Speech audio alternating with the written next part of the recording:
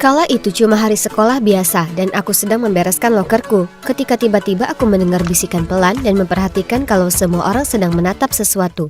Oke, jadi ternyata itu bukan sesuatu, tapi seseorang. Karena cewek cantik ini berjalan di koridor seperti landasan pacu atau semacamnya.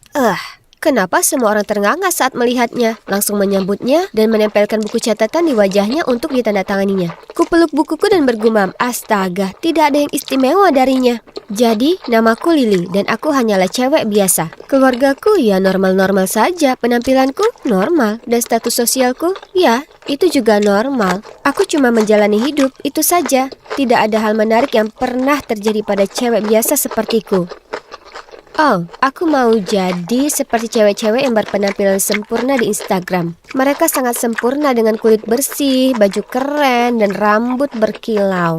Tapi, cewek-cewek itu berbeda. Mereka berasal dari dunia yang berbeda. Oh, baiklah, setidaknya aku masih punya buku-bukuku, sahabatku Sarah, dan pacarku yang manis, Brian. Tapi ini semua berubah ketika Stacy tampil memukau di sekolah dengan penampilannya yang sempurna. Dan rutinitas aku sangat manis dan ramah. Ya, benar. Jadi, bagaimana jika dia memiliki wajah yang cantik dan pernah masuk ke dalam beberapa acara TV? Di balik kilauan palsunya, dia jelas tidak secantik itu. Aku masuk ke kelas bahasa Inggris dan melihatnya duduk di meja di sebelah mejaku. Bagus. Aku bahkan tidak bisa duduk karena semua orang mengelilinginya, menanyakan pertanyaan bodoh seperti, "Shampoo apa yang kamu pakai?" Dan, "Apa kamu mendapat istirahat camilan saat syuting?" Astaga, beri aku waktu istirahat. Lalu, ketika aku akhirnya berhasil duduk, dia tersenyum padaku. Dan dengan suara manis yang menyakitkan hati berkata, "Hai, kuharap tidak apa-apa aku duduk di sini. Aku Stacy." Ya, tentu saja. Aku memaksakan diri untuk tersenyum kembali, tapi di dalam hati kemarahanku sudah memuncak. Menurut cewek ini, siapa dia? Jadi kenapa memangnya jika dia cantik? Aku yakin dia hanya peduli pada penampilannya dan tidak pernah belajar. Ya, semua orang akan segera menyadari betapa bodohnya dia. Lalu, suatu saat jam istirahat, Stacy si boneka Barbie yang masih hidup menyarankan agar kami membuat buku tahunan. Dan sekarang semua orang memperlakukannya seperti dia berhasil mendamaikan dunia atau semacamnya. Kalian tahu apa yang paling parah? Aku sudah bilang begitu selama bertahun-tahun belakangan, tapi tidak ada yang mendengarkanku. Dan coba tebak siapa yang menerima begitu banyak kartu selamat datang dan surat cinta, hingga terjatuh dari lokernya dan menghalangi lorongnya.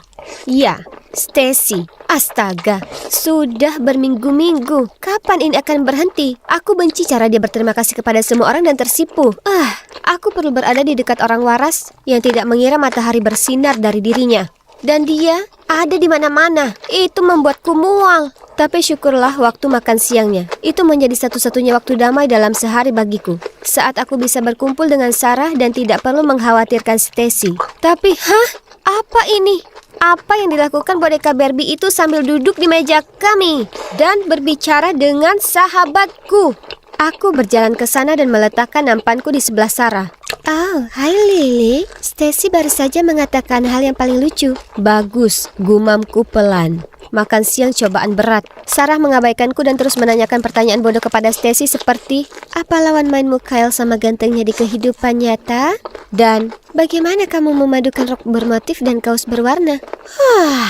Kemudian pada hari itu, karena tumpahan cat di karya seni, aku terlambat 5 menit keluar. Sarah setuju untuk mengantarku pulang, tapi ketika aku pergi ke tempat parkir, mobilnya tidak ada di sana. Lalu aku memeriksa ponselku dan melihat dia mengirimiku pesan. "Kamu di mana? Aku sudah tidak sabar, jadi aku pergi dulu bersama Stacy. Sampai jumpa besok, X." Apa? Apa dia meninggalkanku untuk memberikan tumpangan palsu itu? Kami sudah berteman sejak kecil. Bagaimana dia bisa tertipu karena tindakan Stacy dan membuang persahabatan kami begitu saja? Merasa marah ku balas pesannya. "Kamu meninggalkanku karena si populer itu?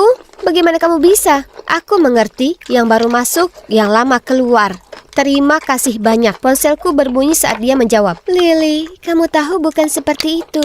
Rumahmu dekat dari sekolah, sementara rumah Stacy jauh dan dia harus kembali tepat waktu untuk bersiap-siap untuk jadwal syutingnya." Lebih marah dari sebelumnya, aku langsung mengetik pesan balasan. "Terserah. Sayang sekali kamu akan selalu menjadi bukan siapa-siapa di matanya. Dia hanya memanfaatkan kamu untuk tumpangan gratis." Lalu kulemparkan ponselku ke tempat tidur. Aku sudah muak. Sarah telah menentukan pilihannya dan berteman dengan si palsu itu daripada aku. Sarah mungkin telah jatuh ke dalam perangkat Stacy, tapi setidaknya aku masih punya Brian, ya kan? Suatu sore aku sedang berbicara dengannya di halaman sekolah ketika Stacy terhuyung-huyung lewat. Bahkan usahanya berjalan terlalu keras pun menyebalkan. Dia tersenyum ke arah Brianku. Lalu dia dengan sengaja tersandung dan menjatuhkan buku yang dipegangnya. Aku meraih lengan Brian untuk menghentikannya mendekat, tapi dia melepaskan diri dari cengkramanku dan tetap menghampirinya. Aku melihat dia membantunya mengambil buku-bukunya dan dia tersipu dan mengucapkan, "Terima kasih." Dia yang terburuk. Ketika dia berjalan kembali ke arahku dengan seringai lebar di wajahnya, aku tak tahan lagi, jadi aku berteriak padanya, "Beraninya kau meninggalkanku untuk membantunya?" Dia menatapku dengan bingung. "Lily, aku cuma membantunya." Ya, benar. Kamu tahu dia sengaja menjatuhkannya untuk menarik perhatianmu. Tapi kamu tetap mendatanginya karena menurutmu dia lebih cantik dariku. Dia menghela napas. Kamu konyol.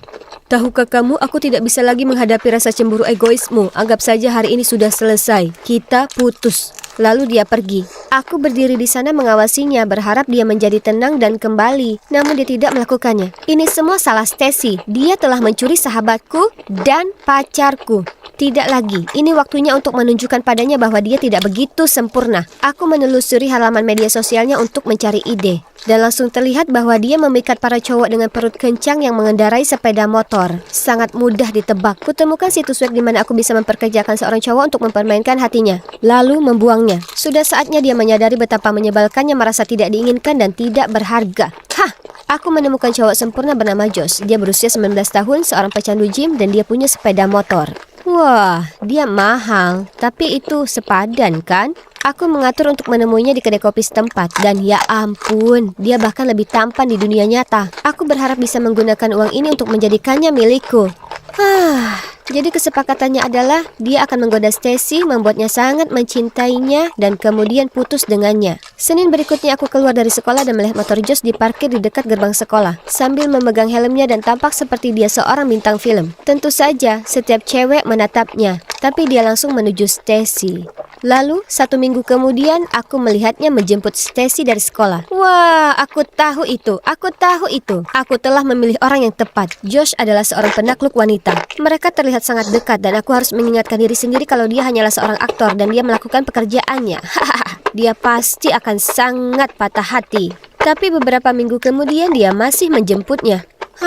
Kenapa dia belum putus dengannya? Jadi aku menelponnya dan bertanya, kenapa lama sekali? Dia menjawab bahwa dia akan segera melakukannya. Dia hanya membuatnya semakin jatuh cinta padanya sebelum dia melakukannya. Hahaha, sadis. Berminggu-minggu berlalu dan dia masih belum mengakhirinya. Lalu aku sedang berjalan melewati bioskop. Aku melihat mereka di sana sedang berciuman. Apa? Ini bukanlah rencananya. Karena marah, aku mengatur untuk menemuinya keesokan harinya di kedai kopi. Dia jalan mendekat dan tidak bisa menatap mataku saat dia berkata, "Maaf, aku tidak bisa melakukan ini lagi. Aku akan mengembalikan uangmu secepat mungkin." Kenapa? Apa kamu jatuh cinta padanya atau semacamnya? Kataku bercanda. Terjadi keheningan yang lama. Lalu dia melihat ke arah meja dan bergumam, "Ya, benar. Kenapa hanya aku satu-satunya di planet ini yang bisa melihat betapa palsunya dia? Terima kasih padanya, aku kehilangan sahabatku, pacarku, dan sekarang tabunganku. Cukup sudah, aku harus melabraknya." Keesokan harinya sepulang sekolah aku mencoba menemukannya, tapi dia tidak bisa ditemukan. Kemudian ketika aku melewati taman sekolah, aku melihatnya duduk di sana. Kena kau. Sudah saatnya memberitahunya apa yang aku pikirkan tentangnya. Aku bergegas menghampirinya dan membuka mulutku untuk berbicara, tapi, kenapa dia menangis? Saat dia melihatku, dia tersenyum dan berkata, "Oh, hai Lily, apakah ada kemungkinan kamu bisa membantuku?" Aku menatapnya dengan tidak percaya apakah dia mengira aku berada di bawah pengaruhnya dan akan menuruti perintahnya. Tapi kemudian aku melihat apa yang dia tangisi. Di tangannya ada esai bahasa Inggris dan huruf F besar di atasnya. Jadi aku menjawab, kenapa aku?